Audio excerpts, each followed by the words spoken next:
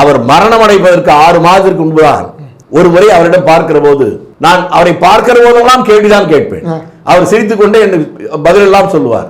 அப்போது நான் கேட்டேன், ரொம்ப நாளா உங்ககிட்ட ஒரு கேட்கணும்னு நினைக்கிறையா, நீ தான் என்ன புதுசா கேட்கிற, கேளு என்றார். நீங்க ஆங்கிலத்துல ரொம்ப புலமை உங்களுக்கு இருக்குன்னு எனக்கு தெரியும். இந்திக்காரன் வந்தா ரூம்குள்ள இருக்கும்போது அவர்கிட்ட ஹிந்தியில தான் பேசுறீங்க. சஞ்சீவ் ரெட்டி மாதிரி பிரம்மானந்த ரெட்டி மாதிரி இங்க வந்தா அவங்ககிட்ட ரூம்குள்ள தெலுங்குல தான் பேசுறீங்க. கன்னடத்திலேயே உங்களுக்கு நல்ல பேசலனாலும் நிஜலிங்கமான நாட்கள் கன்னடத்தில் பேசலாம் பார்க்கிறோம். மலையாளம் இயற்கையா தெரியுது. இத்தனை தெரிந்தாலும் பொது வெளியில எந்த இடத்துலயுமே தமிழை தவிர வேறு தமிழே கூட அறகுறையில தெரிஞ்ச மாதிரி தான் பேசுறீங்களே. நாங்கெல்லாம் அறகுறை ஆட்களே தமிழ்ல எழுதி வச்சு இங்கிலீஷ் தெரிஞ்ச மாதிரி மேடையில பேசிட்டு இருக்கோம். நீங்க ஒரு சொல் கூட பண்ணது.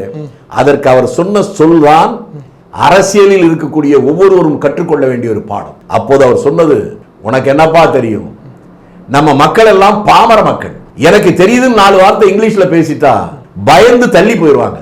அவங்க பாணியிலே பேசினா தான் நம்மான்னு என்கிட்ட நெருங்கி வந்து வெளிப்படையா பாசத்தோடு பேசுவாங்க. அதனால்தான் இன்று வரை எனக்கு எதுவுமே தெரியாததை போலவே பேசிக் கொண்டிருக்கிறேன். யோசித்து பாருங்கள், தெரியாததை தெரிந்ததை போல பேசுவதுதான் அரசியல். பல பேர் அப்படி நினைக்கிறாங்க. எல்லாம் தெரிந்துமே தெரியாததை போல நடந்ததுக்கு காரணம் பாமர மக்கள் மீது அவர் வைத்திருந்த அன்பு என்ற ஒன்றைத்தான் இன்றைய இளைய தலைவரை புரிந்து கொள்ள வேண்டும்.